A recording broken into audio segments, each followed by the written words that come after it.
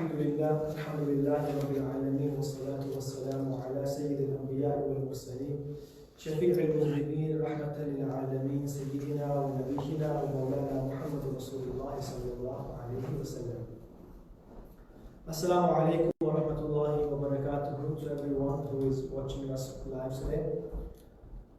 Today I'm going to just mention a few things regarding the beginning of Ramadan and what we should do to prepare for it. Now, inshallah, for us, Ramadan will start this evening after Salatul Maghrib, and the first fast will be tomorrow. Allah subhanahu wa ta'ala says in the Holy Quran, أعوذ بالله من الشيطان الرجيم يا أيها الذين آمنوا كتب عليكم الصيام كما كتب على الذين من قبلكم لعلكم تتقون. Allah says that all you who believe, fasting has been prescribed for you, as it was prescribed for upon people before you. مِنْ قَبْلِكُمْ لَعَلَّكُمْ تَتَّقُونَ. Why? So that you may become people of piety. What does it mean to become people of piety? What does it mean to fast? In another part of the Quran, Allah subhanahu wa ta'ala says, فَإِنَّ اللَّهَ يُحِبُّ الْمُتَّقِينَ. Allah surely loves those who are pious, the people of piety. First of all, we need to look at this Ramadan as a unique opportunity. Now, this is what I would say a golden opportunity, because we are going through a difficult time, but in this difficult time we look for the things that benefit us. What goodness can we take from it? So in this time of uncertainty, we have a unique opportunity to gain something which we might not have gained otherwise, to take a benefit which we might not be able to take otherwise. How is that possible? What is it that we can take from this? People are dying, we are indoors, we can't do much. But if we really look at it, we are in a kind of an enforced i'tikaf. We are in an enforced seclusion. So we are forced into seclusion before the time of seclusion has even started. So we are in i'tikaf at the beginning of Ramadan. So Allah has put us in this position where we are being secluded from the outside world as much as possible. So we can take a benefit that we would not be able to take otherwise. Why? Because in this time there's that noise, that background noise of dunya, of this world, that buzz and that running and all that constant noise that we are bombarded with for our lives. It's mellowed out. It's slowed down. There is a kind of a silence in our lives which was not there before.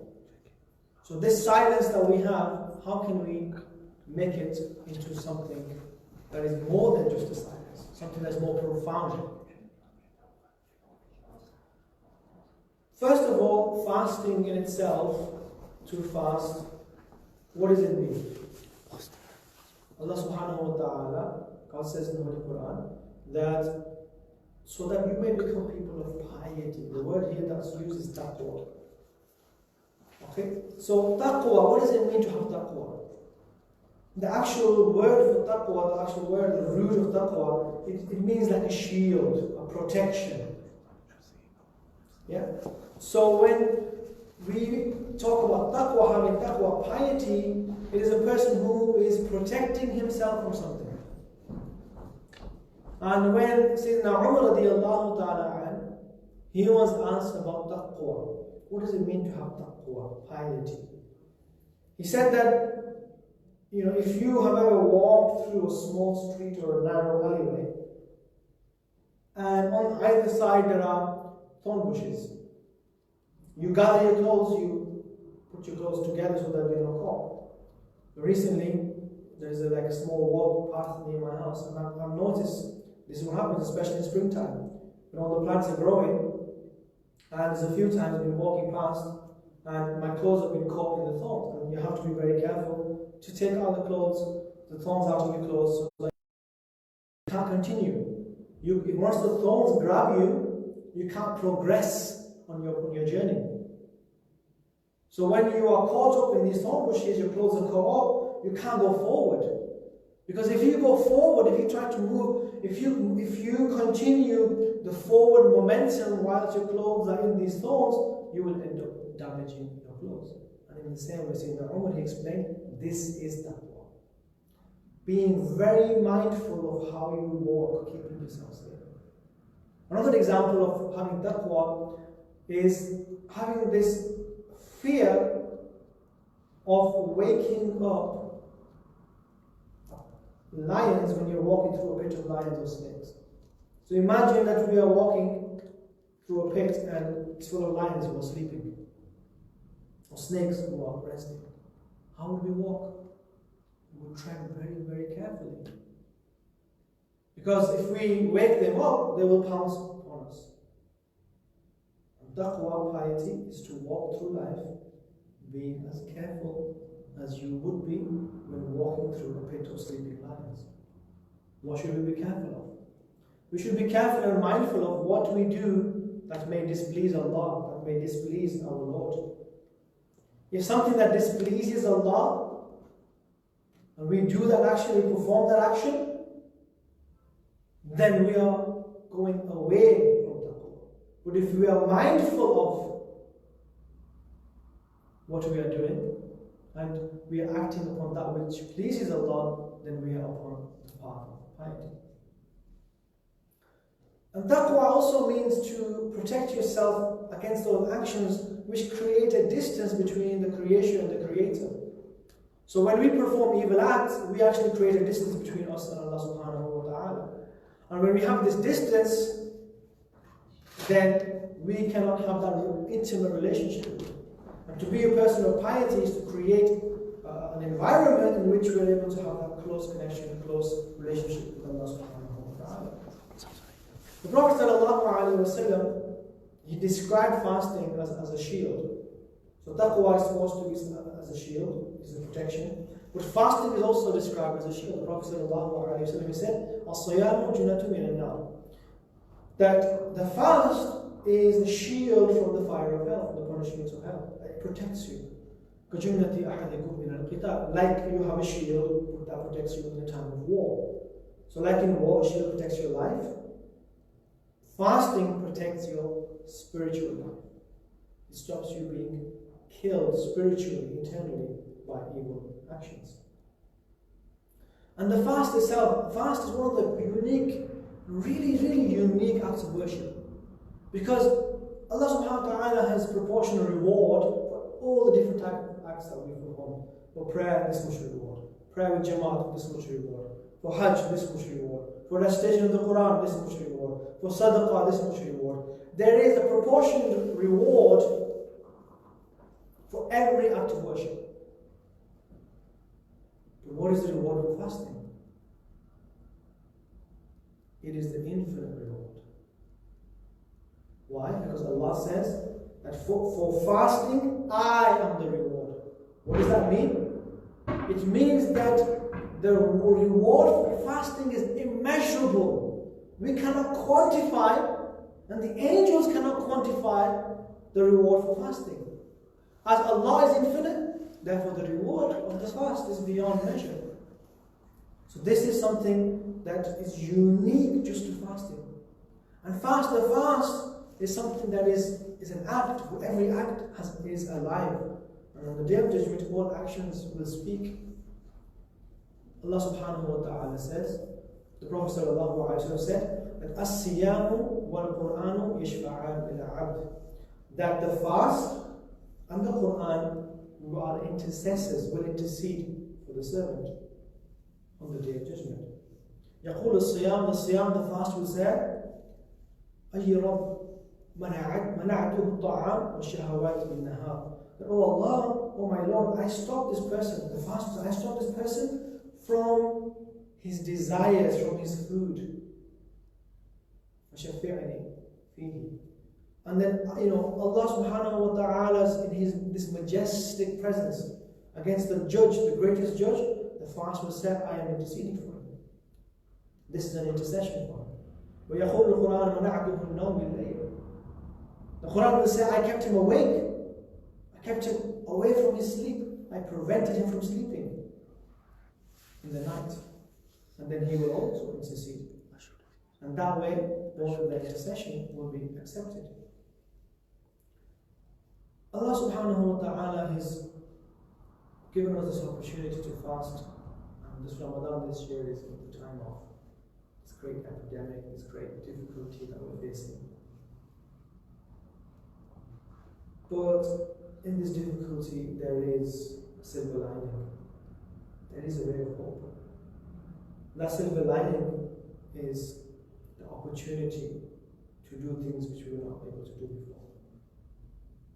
To get forgiveness, to gain forgiveness from Allah subhanahu wa ta'ala. Because in every night of Ramadan, the Messenger of Allah sallallahu alayhi wa sallam said, وَيُنَادِي مُنَادٍ, that a caller calls out every night of Ramadan, Ya baghi al-khayr aqbil. Oh, the seeker of goodness, come closer. Every night of Ramadan, the seeker of goodness, come closer. Ya baghi al-shar aqsil. And the one who is seeking evil, hold on. Stop short. وَلِلَّهِ وَتَقَاهُ مِنَ النَّارِ, that Allah subhanahu wa ta'ala will save these people, will save them from the fire of hell. So those who answer this call in every single night will be saved from the fire of hell. Now, Rosa means something different, fasting means different to different people. कई ऐसा रोज़ा रखने हैं, भूख लगनी है, प्यास लगनी है, बस उठा तक के रोज़ा ठीक है, उसको अगे नहीं जाना, अगे काम नहीं करना. लेकिन ये जरा टाइम है, इसने बीच ना कोई दौड़ है, ना कोई दुनिया पीछे कोई नसना, बिल्कुल कार बैठे हैं, ज़्यादा लोग कार बैठे हैं. उन कोशिश करनी चाहिए कि जरा भूख ते प्यास वाला रोज़ा सी ना, उसको भी थोड़ा आगे बढ़े कि सिर्फ पेटे नहीं भूख ना हुआ है, जुबान की भी थोड़ा भूखा करी छोड़ी है, उसकी भी थोड़ा रोज़ा नहीं छोड़ी है, अखियां की भी थोड़ा भूखा करी छोड़ी है कि अखियां भी थोड़ी देर भूखियां रहे, कन्ना की थोड़ा देर भूखा करी छोड़ी है, ना कि थोड़ा आराम लग रहा है. सिर्फ उस हाथ तक नहीं कि जिथे भूख और प्यास है. जुबान फरमान मुबारक है कि ऐसे बंदे जिन्हें रोज़ा रखने और सिवा प्यास और भूख तो उनकी कख नहीं लगना. और ऐसे बंदे भी हैं जो राती खड़े होने कुरान पढ़ने, लेकिन उनकी खड़े होने थकावट तो ज़्यादा कुछ नहीं लगना, यानी कोई फायदा नहीं होगा. रोज़े रखने वाले इसलिए हैं यार, इसलिए कि तुम सिर्फ प्यास और भूख की तरजीह दे रहे हो, तुम्हें रोज़े रख क्या फायदा. Imam Ghazali rahmatullah alayhi, what he does is he divides fasting into 3 different levels. So we fast, well, there's different types of fasting. Now level one of fasting, what we could say is the championship of fasting. Yeah, Division 1 championship. This is level 1, and this is for the normal person, the heedless person who just stays away from food. Okay, and the Prophet ﷺ said, رُبَّ صَائِمٍ حَظُّهُ مِنْ صِيَامِهِ الْجُوعُ وَالْعَطَشُ. Maybe a fasting person will gain from a fast, there are some fasting people gain from the fast what? Hunger and thirst. They gain nothing else. So this is level 1 of fasting. So you just stay away from food and drink and relations, intimate relations, and that's it. So these are intimate relations with your wife, by the way. You know? And also all other relations. I don't know, we're living in modern times and people have all different kinds of relations which are haram. But, you know, we're living in the real world and people tend to do these things. So we're staying away from intimate relations, not eating, not drinking, that's level 1. The basic, bare, minimum fast that should be performed. And that's for those people who are not aware of what fasting is really about, who don't understand the essence of what fasting is really about. So that's level 1. Level 2, which is what we call the fast of the believer. So this is now getting into your Premier League. Yeah? So the Premier League fast, what does it consist of? The Premier League fast consists of hear no evil, see no evil, speak no evil. That's basically what it consists of. Very easy to say, very, very difficult to act upon. See no evil, hear no evil, speak no evil. Seeing no evil, what do? Everyone's going to say, oh, we're at home, there's nothing much to look apart from the four walls. Yeah? And those of us who are lucky enough, alhamdulillah, the beautiful faces of our spouses. But apart from that, there's nothing much to see about ourselves. So we're okay from that front. We could not be more wrong about this particular issue. Unfortunately, during this time, online content, the consumption of online content has increased exponentially during the lockdown. And Netflix had to lower their bandwidth on their videos because there was too much streaming taking place, which will affect the internet, which will affect broadband network. Now, can you think about what do you think is the biggest? Has seen the biggest rise. What has seen the biggest rise in terms of online content engagement? What have people started doing online most during this lockdown? Well, one of the things that people have started doing, may Allah protect us and keep us safe, is the consumption of pornography. Pornographic consumption has gone through the roof during the lockdown.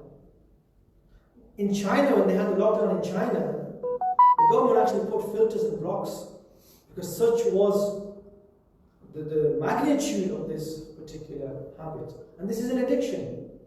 Just like alcohol addiction, drug addiction, consuming pornography from online is an addiction that people fall into. Once you are addicted to that, it's very, very difficult to get out of it. And then it ends up affecting people's health. It ends up affecting people's relationship with their partners. That they no longer find that same pleasure with their partner because their sense of what pleasure is has been completely distorted by what they see online. So, see no evil, try during the month of fasting especially, those people that have this illness, and it is an illness, and it is a difficulty, to try and refrain from it during the time that they are fasting. And then slowly detox the eyes away from consuming this very harmful. Just like alcohol, there is a small benefit, but the harm far outweighs it. And even though it's haram to look at these things, it's haram to consume alcohol, watching or taking part in things we should not look at, there is a momentary kind of buzz, but afterwards, the harm, it keeps multiplying over time. The mental, psychological, spiritual harm does not stop the moment you close the screen. The moment the screen is closed, the harm continues. Because the images are very powerful. Images are very, very powerful. Images, once they are printed in front of the eyes, even subconsciously, if we don't really pay attention to an image, it actually gets imprinted into our minds. So we have to be very careful about what we consume with our eyes. So see no evil. This is one of the levels of fasting at the Premier League level. It should be different. So now, one of the things which most of us are guilty of is binge watching. We spend so much time catching up on all these, on all our Netflix that we go on, all our favorite list. We've had it there, and we finally have the time now to catch up. So try and cut down. I'm not saying that you completely turn your TVs off, but try to cut down, try to minimize, to do something that is more beneficial. What could we do? So that is the problem. How do we solve the problem? Seeing no evil, what we could do is, rather than, alhamdulillah, we've got, the weather is really nice, and hopefully it will be nice during the whole month of Ramadan. Take our eyes away from the screen. Look at the Quran, read the Quran. Even if we are so much engrossed in watching something on a screen, watch something which is of benefit. Now on Amazon, recently discovered there is a channel, Alchemia it's called, Alchemia. They have a really, really high quality Islamic content. I know you have YouTube, and YouTube is too much, you spoil for choice. But Alchemia on Amazon Prime, if you have that, subscribe to this channel. It has a really high, some of the Islamic content is not high value. See, so it's not that engaging, so therefore, it might be valuable in terms of what they're saying, but in terms of visual value, cinematic value, you don't really engage. It's not, Hollywood level. But this particular channel has some very, very good programs on there. So if we can't completely switch off, we can divert our attention slightly to something which might be of benefit, or it might not be as harmful as what we usually watch. Then we go to the next, which is speaking of evil. To guard against evil speech. So in the second level of fasting, the Premier League fasting, to guard against evil speech.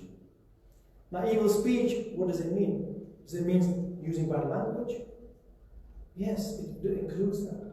But evil speech can also be something which is not bad in itself, that is not part of foul language, but when you look at what we're saying, it becomes evil because of the purpose. What do I mean by that? When we talk about other people, backbiting, in terms of the language that is used might not be evil, the words might not be evil themselves on their own, there's not profanity, but the overall content is haram. That's why Allah subhanahu wa ta'ala in the Holy Quran says, Ya ayyuhalladhina amanu ijtanibu kathiran min adh-dhanni inna ba'da adh-dhanni ithm. So we start backbiting because we have suspicions about people. We talk about people because we start, maybe he's doing this, and we heard this. Allah says in the Holy Quran, don't have suspicion. Be aware of suspicion. Or some suspicion is simple. وَلَا تَجَسَّسُوا, do not spy on each other. وَلَا يَغْتَبْ بَعْضُكُمْ بَعْضًا أَيُحِبُّ أَحَدُكُمْ أَنْ يَأْكُلَ لَحْمَ أَخِيهِ مَيْتًا فَكَرِهْتُمُوهُ. Allah says, would you like to eat the meat of your Muslim brother? No, you will hate him. You won't like him. So this is same. Backbiting of a brother is the same as eating his meat. Allah says, fear Allah, piety. In Allah Tawwabur Rahim. Allah forgive those who return to Him. When we are in our gatherings, and when we get a bit bored, we start talking to our friends. And we start talking about, after about, the first 2 minutes are like, hi, how are you? What are you doing? How's everything? How's your mom? How's your dad? After minute number 2 and 3, what happens? Have you heard what Abdul's been doing? Have you heard about Aisha? Have you heard about, Daniel at work? Have you heard what happened to him? The conversation starts steering that way. This is what fasting and Ramadan is about. Cut that off. To completely cut that off. Now, majority of us are guilty of this particular sin. But we cannot help ourselves. We just love to have feast.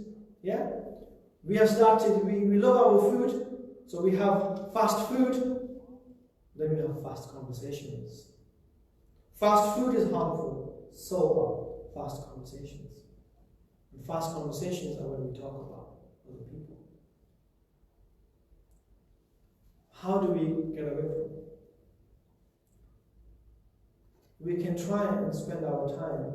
Now, one of the things people might say, so it's only talking about speech. We have this speech, the finger speech. So when we're going through Ramadan, we should be mindful of what we actually say on our fingers, with our fingers. Typing away, commenting. When we see that Facebook post that we don't really agree with, don't comment. Try and stay back. Try to stay out of the conversation. See if you can do that whilst we're fasting. Let that be one of the big differences that takes place during this month of Ramadan. That we don't comment on every single thing and every post that we see online. Every Instagram photo that we see. Don't comment on it. Let there be no comments from your account during the month of Ramadan. Because the less we comment, the less we are accountable. The less we comment, the less we are accountable. Because everything that we say, we are accountable for it. It gets recorded. Carry a tasbih. Instead of talking, just idly talking about nothing, just to have some noise in our life, have a tasbih. read, spend the time in dhikr. Because backbiting, it harms the fast. Talking usually leads to backbiting. So the less we talk, the less chance of us backbiting. In the time of the Prophet Muhammad ﷺ, there were two women who were fasting. And they became so weak due to the fast, they were about to faint. So the Prophet ﷺ was approached and he was asked, can they break their fast because of the severity of their condition. The Prophet ﷺ said, tell them to vomit what they have been consuming. So when they made themselves vomit, what came out? Putrid. Raw meat and blood. That's what they puked out. And everyone was shocked at this. It's like a miracle. How come this is coming out? This is not what they consumed, this is not what they ate. Then the Prophet, peace be upon him, explained that the reason they were feeling like that, the reason why the fast became so heavy on them, was because they spent the entire day feasting on the flesh of other people, and this is that flesh. So this idea of feasting on the flesh of your brothers, it became a reality in the time of the Prophet ﷺ. It became a lesson for everyone else, that it was physically manifested to teach us this is what happened, these are the consequences. Another solution that we could actually apply to try and quieten ourselves is to be quiet. Being silent is a beautiful thing, because we cannot hear unless we are silent. When two people are talking, if both talk at the same time, then there is no benefit. So if we are quiet, we are able to hear. Technical difficulties, can you just check it? The plug is not on. These things happen, yeah? So my laptop is about to shut down. The joys of life. Okay. So when we are quiet, we are able to hear. And when we are at the quietest, and if we can hit it right at the same time as the very beneficial times of the day, which are after Asr, between Asr and Maghrib, and the time after Fajr, if we hit it at that time, if we're quiet and we listen internally, then there is something special to be gained from that time. And if we do this and make it into an exercise to spend some time in silence between Asr and Maghrib. Between Asr and Maghrib in Ramadan, how is that time spent? It's spent running around in the kitchen, preparing this food, banging the plates and pans and all this. It's all about noise. Yet that's supposed to be the most quietest time of the day for us. So spend that time in silence and you will see the benefits. Create a target of recitation of the Quran. What am I going to do? After Zohar, I'm going to sit down and have a moment of silence and I'm going to read the Quran. After Asr, I'm going to sit down and I'm going to read the Quran. I'm going to do this or I'm going to do that. Set a target list so that we're able to force ourselves, to coach ourselves, to train ourselves to have these moments of silence. Finally, hear no evil.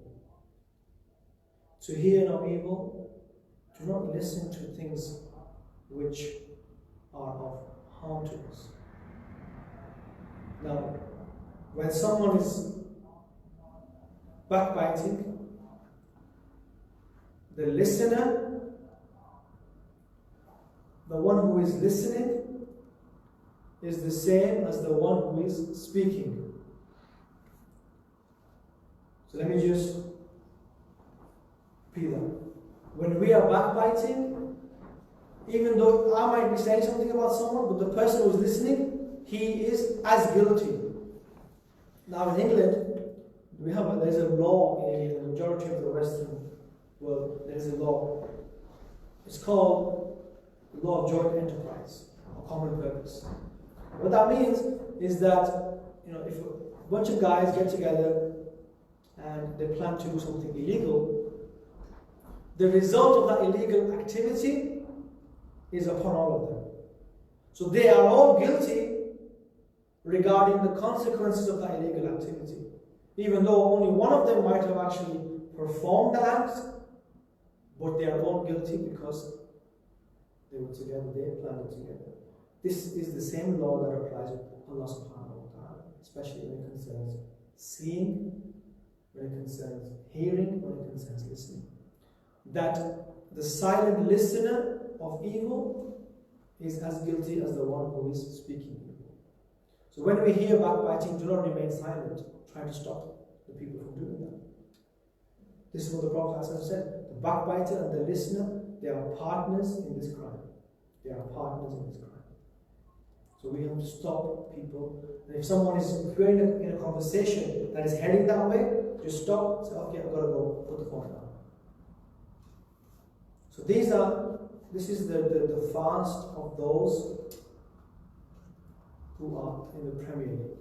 The believer, the mu'min.